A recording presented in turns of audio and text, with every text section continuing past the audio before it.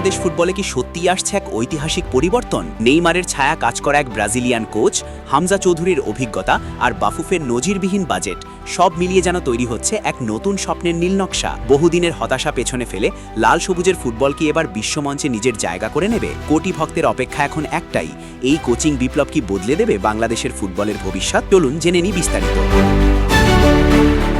বাংলাদেশ ফুটবলে দীর্ঘদিন ধরেই একটি বড় শূন্যতা অনুভূত হচ্ছিল, সেটা হলো একজন বিশ্বমানের কোচের অভাব। প্রতিভা ছিল, সম্ভাবনা ছিল, কিন্তু সেই প্রতিভাকে সঠিকভাবে গড়ে তোলার মতো একজন জহুরি যেন পাওয়া যাচ্ছিল না। আর সেই শূন্যতাই এবার পূরণ করতে মরিয়া হয়ে উঠেছে বাংলাদেশ ফুটবল ফেডারেশন বা ফুফে।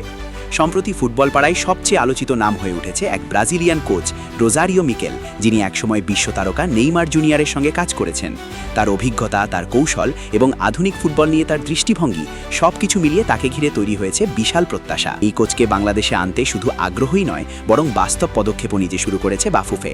জানা গেছে প্রয়োজনে কোচের বেতন বরাদ্দ দ্বিগুণ করতেও প্রস্তুত তারা। আগে যেখানে কোচদের জন্য সীমিত বাজেট রাখা হতো, এখন সেখানে $30,000 পর্যন্ত মাসিক বেতন দেওয়ার কথাও ভাবা হচ্ছে। অর্থাৎ এবার আর আপস নয়, লক্ষ্য একটাই, সেরা কোচ।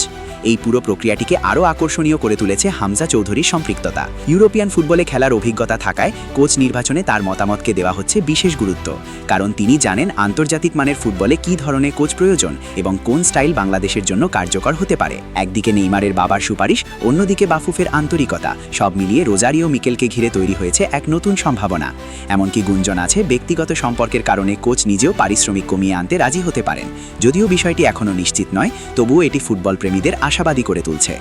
বাংলাদেশ ফুটবলের বর্তমান অবস্থা খুব একটা আশাবাঞ্চক নয়। সাবেক কোচ হ্যাবিয়ার কাবরেরার সময়টাতে দল নিয়ে নানা সমালোচনা ছিল, কৌশলগত দুর্বলতা, দল নির্বাচন নিয়ে বিতর্ক, সব মিলিয়ে নতুন কোচের প্রয়োজনীয়তা ছিল স্পষ্ট।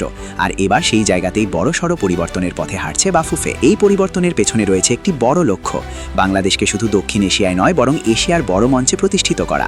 ভবিষ্যতে এশিয়ান গেমস কিংবা বিশ্বকাপ বাছাই পর্বে প্রতিযোগিতামূলক দল গড়ে তোলাই এখন মূল উদ্দেশ্য। সবশেষে বলা যায়, যদি সত্যি হামজা চৌধুরীর মতো তারকা ফুটবলারের অভিজ্ঞতা এবং রোজারিও মিকেলের মতো কোচের কৌশল একসাথে কাজ করে, তাহলে বাংলাদেশের ফুটবলে এক নতুন যুগের সূচনা হতে পারে। এখন শুধু অপেক্ষা, এই স্বপ্ন কি বাস্তবে রূপ নেবে নাকি আবারও হারিয়ে যাবে আশার আলো।